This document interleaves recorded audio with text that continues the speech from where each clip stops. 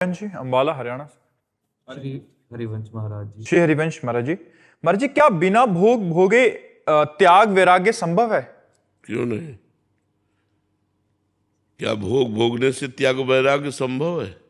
संसार भोग ही भोग रहा है, त्यागी वैरागी हो जाता है? भोग भोगने से आग में घी डालने जैसा है। जैसे आग में जितना घी डालते जाओ वो और प्रज्वलित होती जाती है, शांत नहीं होती। भोग भोगने से भोगाशक्ति प्रबल होती है। भोगों के त्याग से पहले भोगों का भोगने का सुख आकर्षित करता है। वो भोगों का त्याग कर दिया तो फिर वैराग्य हो जाता है। वैराग्य से भोगों के सुख का नाश हो जाता है, फिर उपरति हो जाती है, भोगों की स्मृति का भी नाश हो जाता है। ये थोड़ी कि भोग भोगने से भोगाशक्ति नष्ट हो जाती है। भोग भोगने से भोगाशक्ति प्रबल होती है। कोई एक हमें उदाहरण बताओ जो भोग से योग को प्राप्त हुआ हो। जब भोग भोगोगे तब उसकी आसक्ति बढ़ती चली जाएगी, और जब त्यागोगे तो जितना भोगा है उतना ही प्रबल आसक्ति का त्याग करना पड़ेगा। और जो बाल्यावस्था से भोगों का स्पर्श ही नहीं किए, उनके स्फुरणा होती शांत हो जाती, क्योंकि भोगानुभूति नहीं है, भोगों का त्याग है। जो आकर्षण में भजन के बल से नष्ट हो जाता है वो भगवान को प्राप्त हो जाते हैं।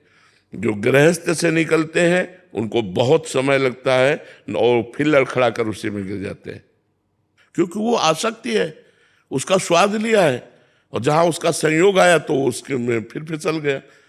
तो इसलिए भोग करके और भोगाशक्ति प्रबल, जैसे सब गृहस्थी में ही है। अभी तो आप नए बच्चे हो, जितने गृहस्थी में सब शांताकार होते, क्योंकि भोग ही भोग रहे। लेकिन उल्टा है, जो भोग के त्यागी है वो शांत है। त्यागात् शांतिरनंतरम, भगवान ने कहा त्याग से, भोगों के त्याग से शांति प्राप्त होती है, भोग भोगने से थोड़ी होती है। पर भोग का त्याग करना कोई खिलवाड़ नहीं है। भोग का आकर्षण जब होता है उसको ना भोगो तो हृदय जलता है, मन जलाता है, और उस जलन को जो सह गया वही महात्मा। यम ही न व्यथ्यन्ते पुरुषम पुरुषर्षभ सम दुखा सुखाधीरम स्वमृतत्वाय कल्पते। जो भोगों को ना भोगने से हृदय में जलन होती है, उस जलन की व्यथा को जो सह गया वही परम पद का अधिकारी हो जाता है। यम ही न व्यथ्यन्ते, जो व्यथित नहीं होता। यम ही न व्यथ्यन्ते ते पुरुषम पुरुषर्षभ, हे पुरुषों में श्रेष्ठ अर्जुन, जो भोगों के त्याग की व्यथा से या द्वंद्वों की व्यथा से व्यथित नहीं होता, सुख दुख को समान समझने वाला, वही महान परम पद अमृत पद का अधिकारी होता है। तो ऐसा कैसे हो सकता है? त्याग करने पर शांति मिलती, भोगने से नहीं। भोग भोगने पर शांति नहीं मिलती। महाराज ययाति ने अपने तो आयु भोगी ही, लेकिन तृप्ति नहीं हुई, तो अपने 4 पुत्रों में से एक पुत्र की आयु ली और 1000 वर्ष तक अपने पुत्र की जवानी भोगी, लेकिन फिर भी वही तृप्ति। तब उन्होंने लिखा, महाराज ययाति ने, कि एक पुरुष को विश्व की समस्त स्त्रियां समस्त जौ धान्य भोग दे दिए जाए तो भी वो तृप्त नहीं हो सकता, तो भी वो तृप्त नहीं हो सकता। आखिरकार त्याग ही किया, अपने पुत्र की अवस्था वापस कर दी और आप अपनी वृद्धावस्था स्वीकार कर ली।